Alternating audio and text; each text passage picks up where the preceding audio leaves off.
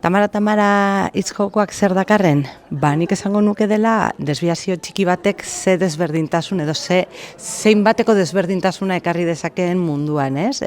Badirudi oso pertsonai desberdinak direla, oso unibertso desberdinetatik datozelako, baina aldi berean izenak oso antzekoak dira eta fondoan dago beraiek ere oso antzekoak direla eta naiz eta itxuraz oso pertsonaia desberdinak edo antagonikoak iruditu, azken baten biak dabizela aitortza baten atzetik eta biak daudela familiekin dauzkaten arazoen kontra borrokan eta barroza.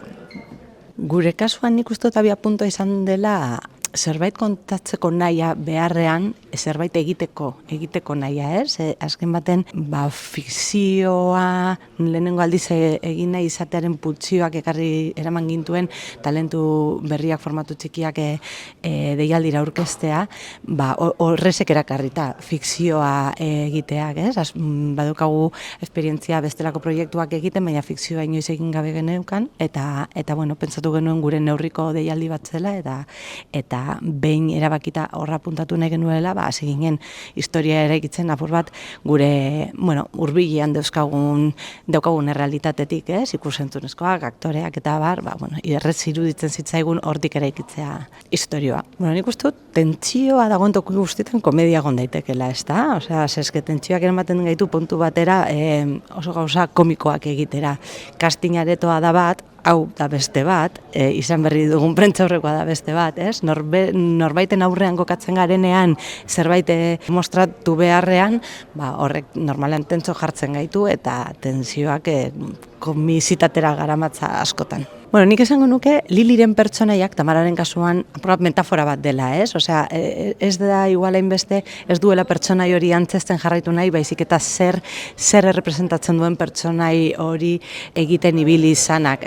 Azken baten, Tamara, familian errealitate bat duka oso gordina, aitarekin erlazio oso toksikoa duka, eta aldegin nahi du horretatik, ez? Eta orduan, Liliren papera utzi eta beste zerbaitera dedikatzea, eta apur bat beretzat zinema duinago bat egitea, nahiz eta dena den duina, baina berak horrela irudikatzen du, bada irten bidea txandeukan desastretik eta etorkizun hobe bat irudikatzen du Liliren papera utzita. Batez ere nahi izan duguna izan da ondo pasatu guk eta publikoak ondo pasatu dezala, ez? Eta horregatik komedia egiteko prozesuan ondo pasatzen dozulako eta gero publikoak ere teorian ondo pasatuko duelako, hori ikusi beharko da, gertatzen dena da, badaudela hor gai potente batzuk telesaia zeharkatzen dutenak eta kritika sozial batzuk ere, ez? Batez ere bi emakume hauek oso antagonikoak diruditenak eta oso desberdinak beraien artean borrokan daude eta hausnarketa sakonago bat egiten dugu hor zergaitik jartzen gaituen sistemak gure artean borrokan badagolako hori, prekarietatea, sare sozialak, harreman toksikoak, familia, ez? Naiz eta Tamara oso desberdinak iruditu, posizio berdinean jartzen ditu sistemak eta horregatik bukatzen dute euren artean borrokan. Deialdi hau guretzako opari bat izan da. Opari bat izan da guk ez genuelako bestera batera salto hau emango fikziora. Ikusi genuen gure neurriko deialdi bat zela eta buru belarri sartu ginen proiektu bat atera nahian, ezta?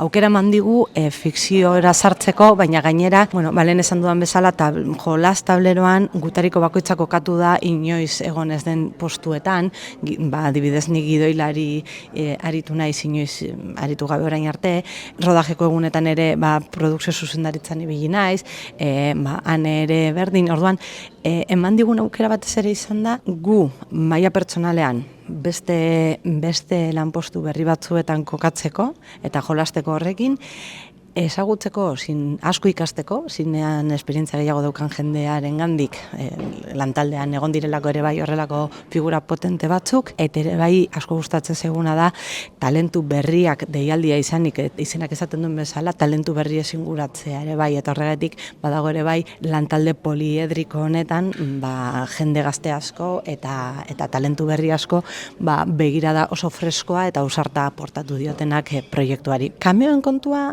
Nik uste dut gidoiak aurrera egin ahala sortu zitzaigula, ez da izan gauza bat hasieratik genekiena, baina bai esan dizuan bezala, historia eraiki genuenez hurbiletik eta guk ezagutzen dugun unibertsotik, ETB-ko jai bat sartzea gidoian iruditu zitzaigun oso aproposa eta gainera barre egin genezakeela gure buruataz ere bai hortik, ezta? Eta behin ja ETB-ko jai bat jarrita, iruditu zitzaigun ETB-ko jendea sartu behar zela kameoak egiten eta askoz grazia gehiagokiko zuela kontuak horrela.